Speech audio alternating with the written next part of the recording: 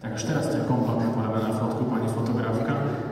Takže ešte raz základná škola a materská škola, alebo teraz materskou školou pod Vínbarkom, Bardejov, východné Slovensko. Dámy, gratulujem. Ja vám a v podstate, ja predpokladám, že ste mali nejakú minútaž, do ktorej ste museli to video natočiť, ale niekedy problém tam vtiesnať všetky myšlienky. Čo sa nevošlo do videa, čo by ste k vášmu projektu chceli dodať, alebo čo by ste chceli dodať k vašim deckám, ktoré máte na škole? V prvom rade by sme sa chceli veľmi poďakovať za udelenie ceny EITA pre náš projekt Empatia cesta k človeku. Tento projekt sme realizovali v rokoch 2019-2021. Hlavným cieľom bolo rozvoj empatie ako účinný nástroj na rozvoj sociálneho a kultúrneho kontaktu.